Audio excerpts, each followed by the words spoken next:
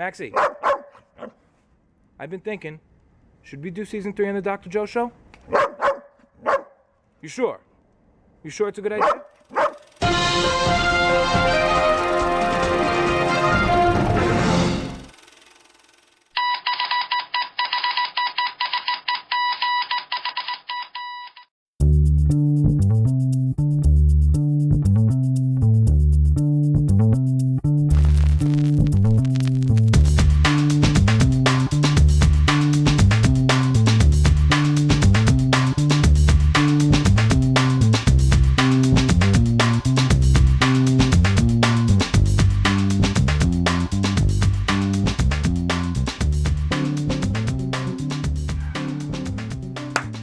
Welcome to the Dr. Joe Show, to a very special edition of the Dr. Joe Show. I'm Joe, and tonight we are going to discuss a topic that is on the minds of not only every Habanos enthusiast in the community, but on the minds of every cigar smoker out. I'll take it even further to say that it's not only on the minds of us in the cigar community, it's on the minds of the entire world, for an array of different reasons: politics, rights, business, opportunities, travel, and of course, the one we are most concerned with, cigars. This is a topic, and you have to admit, this is a topic that has probably been discussed in more American cigar lounges than any other topic you could possibly ever think of.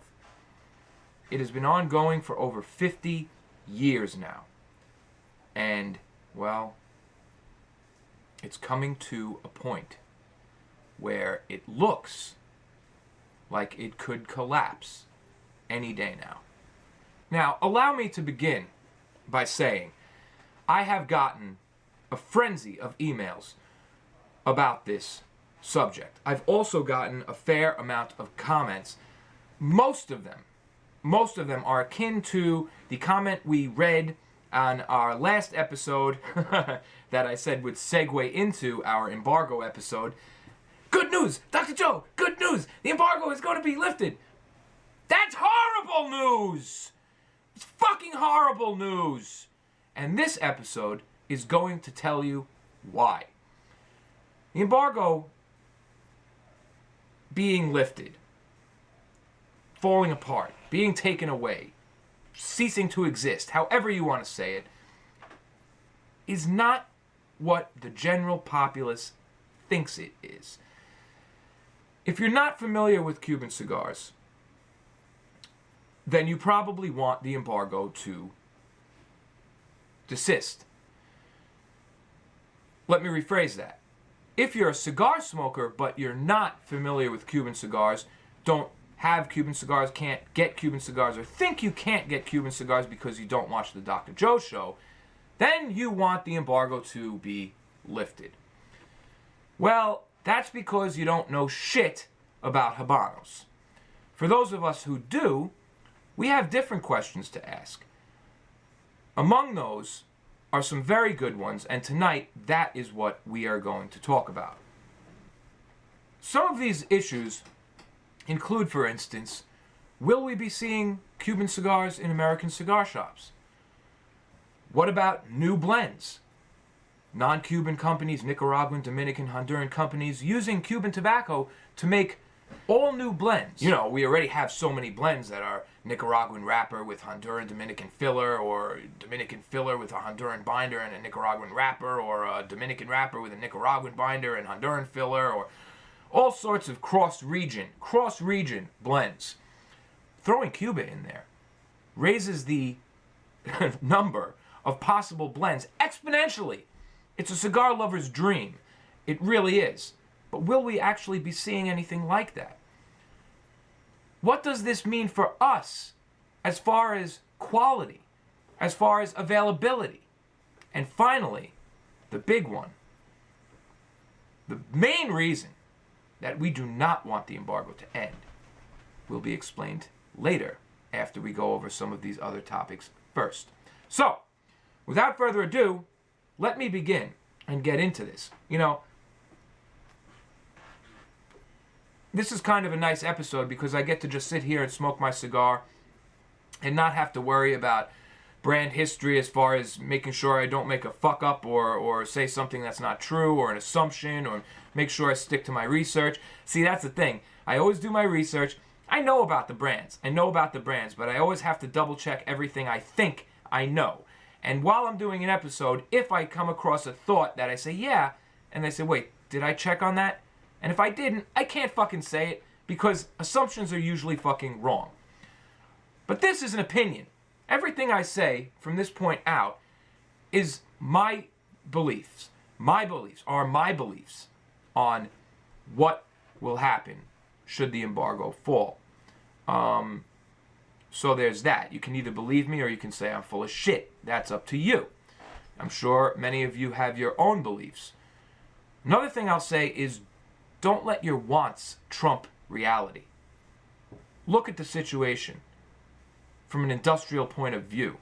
If you're not familiar with the industry, if you're one of those people buying Cuban cigars online and going around saying, yeah, Habanos SA, Habanos SA, take a second and think, do you actually know what Habanos SA is? If you don't, then you may want to look into things like that before you make an assumption about the embargo. So, that being said, let's talk about brands. Currently, there are 27 Cuban cigar brands. 30 if you count the 3 ITC machine-made brands. Of those 27 brands, 30 brands, nearly all of them have a non-Cuban counterpart in the form of either a Dominican or Honduran cigar. A few of them even have counterparts that don't go by the same name, but you know that's what they were referring to. But most of them have counterparts that are 100% identical in presentation, bands, the name itself, even the names of the old Cuban families who owned the brands. And there's a reason for that. So one of the big questions is, when the embargo finally drops, can I pick up Cuban cigars at my local cigar shop? Is that going to fucking happen? Well, when the embargo drops, what that means is that Cuban cigars will no longer be illegal in the United States. If you look at the Nicaraguan embargo, see how I cover these fucking things in order? So if you watch the show in order, you know exactly what's going on. Because if I just didn't do the Joya de Nicaragua episode and did this episode and referred to the Nicaraguan embargo, a lot of people would be like, what? If you look at the result of the Nicaraguan embargo, when it dropped, the market was suddenly flooded with Nicaraguan brands. The middle of the boom, 1994, 1993, and up, saw the inclusion of and growth of Nicaraguan cigar companies.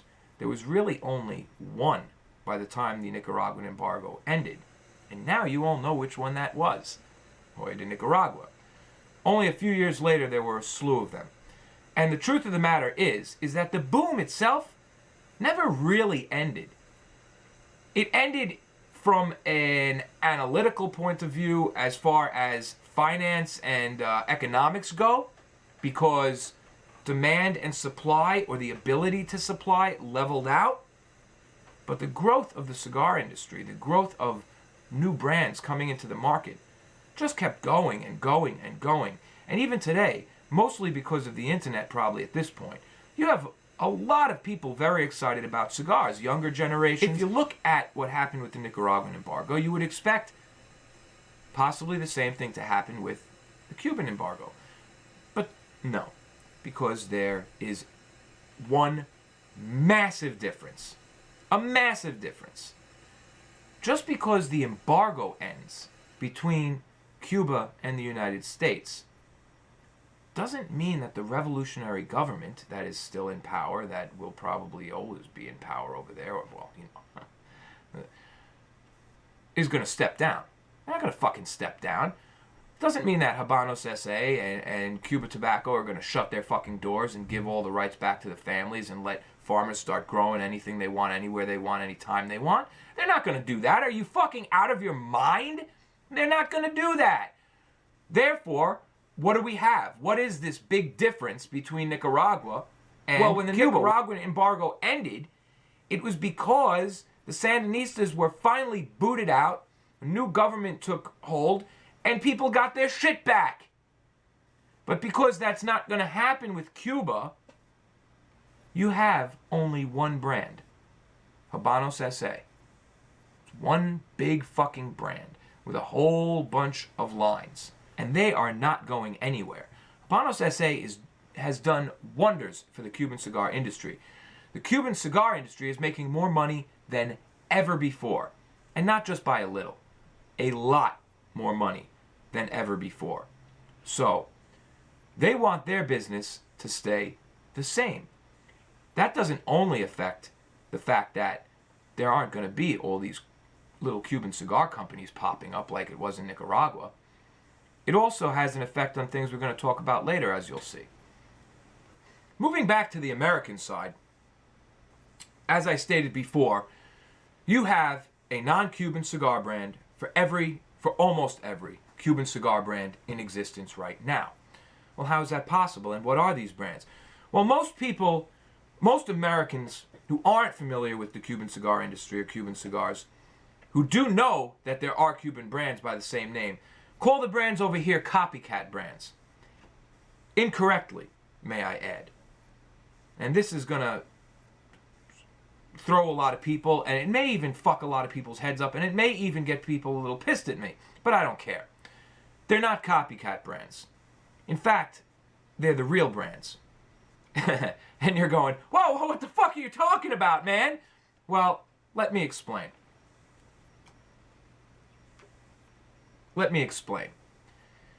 Let's take Partagas as an example. The revolution happened. The Cuban cigar industry knocked on Partagas' door, Cifuentes, and said, your business, your property, your ideas, your fields, your bands, your cigars, your art, your boxes, everything you fucking made, your property, intellectual and tangible, now belongs to us. You have an option. You can either work in one of our factories, maybe as a blender or somebody higher up, or you can get the fuck out, or we'll kill you and your entire family. Wow, those are some pretty fucked up options. Work for pennies on the dollar as a roller when you used to own the fucking company of which the cigars you're rolling. Get killed, or leave. I think I'm going to leave. So they left. Now, I want to pause here for a moment and make a statement. This episode teeters on the border of becoming politically skewed. I want to let you know that I am expressing none of my political beliefs, none of what I feel is right or wrong at all. I'm only phrasing history and reality as it is known. Some things can be a lot more real and brutally real than you care to think about. But that's just the way it is. So going back to what we were talking about. The farmers fled. The people who owned the brands fled. The Cifuentes fled. So a lot of these farmers were island hopping for a while, going to places like the Dominican Republic. Miami was a popular place to set up shop. Honduras, Nicaragua, even places like Jamaica, more remote areas, to try and find places to grow good tobacco and set up their shops. Once they did, no matter where they landed, they didn't change their company name. They didn't change their bands or anything like that. To them, that was their property. They still owned that, you know? And in America, we recognize that as their right, their property. We do not recognize the nationalization of industry by Cuba. So, when some of these companies got popular and got big, like the Cifuentes with their Partagas brand, bigger companies, corporate companies like General Cigar, sought them out and offered to buy their cigars, their brand, from them. And most eventually agreed. So, the Cifuentes sell the Partagas brand, their property, their intellectual property, to General Cigar, creating a legally binding contract that the Partagas brand now belongs to General Cigar. So, when a lot of people walk around saying, oh, it's a copycat brand, it's a copycat brand, there's only one difference between the Cuban Partagas and the American Partagas, or Dominican Partagas, and that is the blend. The original blend, and even really not that, is in Cuba, but the rest of the cigar brand is here. The blend does not make the brand. The blend only makes the original concept, the original cigar. The blend, as good or bad or indifferent as it is, does not make the brand. Let me give you an example. During the Sandinistas rebellion, Nicaraguan Revolution, Padron, using Nicaraguan tobacco, had to find other resources. He switched to Honduran tobacco for a while, as did almost any company that wanted to keep going that was in Nicaragua at the time. Padron didn't change his name. He didn't change his label. He didn't say, well, that's that. I mean, I got to start a whole... Padron was Padron. Padron will always be Padron. He used Nicaraguan, then he used Honduran, then he used Nicaraguan. Even Fuente, in the very, very early years, used to use Cuban tobacco. We would have it delivered to Miami. They set up shop in Miami early and had Cuban tobacco delivered. And some of the cigars that used to be Cuban, the actual cigars themselves, the name, Brevis, still exist today. Of course, they don't use Cuban tobacco, but they exist. They're still Brevis. They're just a different blend. And Fuente is still fucking Fuente for 100 years. Okay? Fuente, Arturo Fuente Sr., passed away. Fuente didn't die. Carlos took it over. Fuente is Fuente. The brand goes on. New cigars are produced. Old cigars sometimes are dropped. And blends change. You know? Fuente went from Cuban tobacco to using Nicaraguan tobacco. He tried. He went to Honduras. He went to Nicaragua. Didn't find what he was looking for. He stayed in Nicaragua for a little while, and some of the cigars he made there grew very popular, if you remember. It was when one guy said, I really love those smokes, those strong smokes you used to make in Nicaragua. Could you create something more like that? And at the time, he had moved to the Dominican Republic. That is when the Chateau series was born. Considered medium-bodied now, but back then, considered a full fucking blast cigar. And that's what he made for that guy who said, I liked your Nicaraguan smokes. I want something stronger. Fuente was still Fuente. Padron was still Padron. I don't care if you don't like the fact that a corporation owns Partagas. I don't care if you like the fact that fucking Cifuentes fled from Cuba and decided to sell his brand, his property. But that's just the harsh fucking real truth of the matter. The real Partagas belongs to General Cigar. Legally, tangibly, physically belongs to General Cigar. What Cuba has is Partagas, is based on the original Partagas blend, still using Cuban tobacco.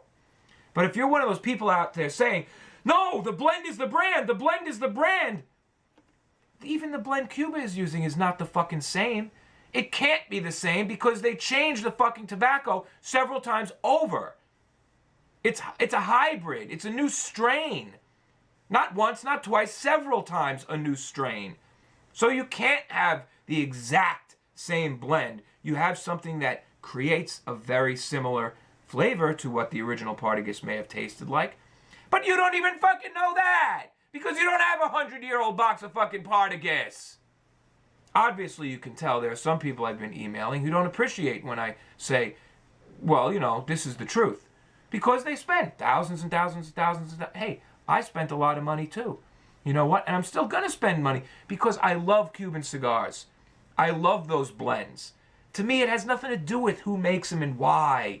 It has nothing to do with the fucking band on the front. You know, fuck the band. It has nothing to do with the fucking bands on the cigars. It has nothing to do with it. Is it a good cigar? Then fucking smoke it. Is it not? Then throw it over your shoulder. That's what it has to do with.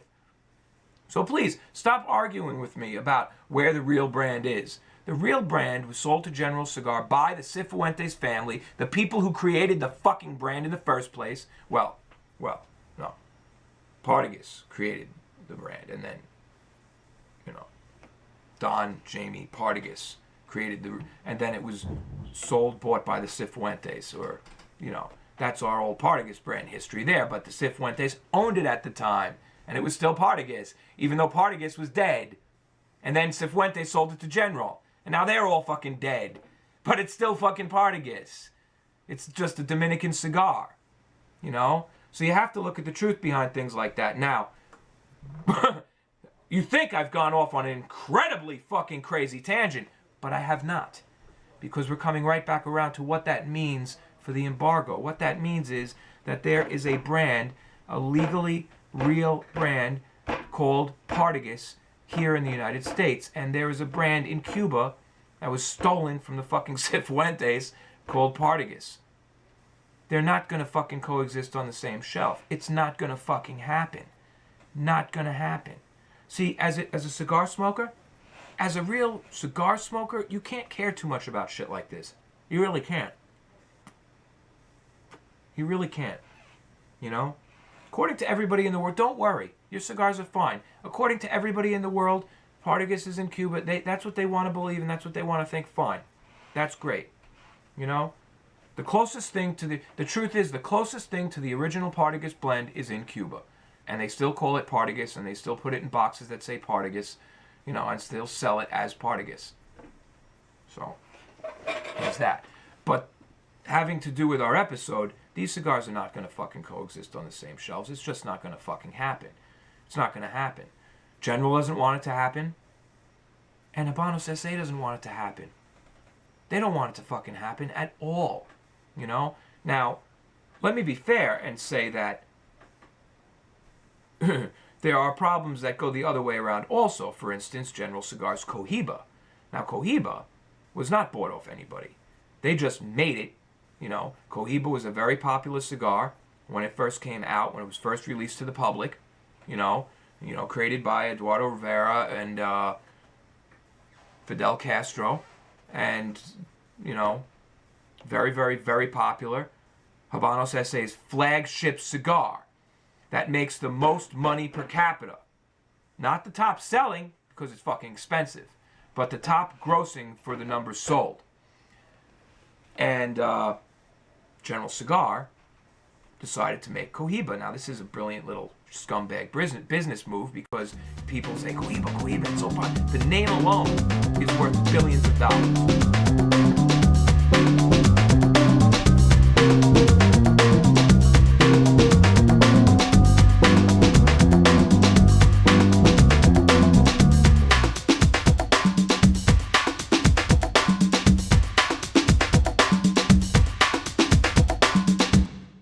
Say goodnight, Max.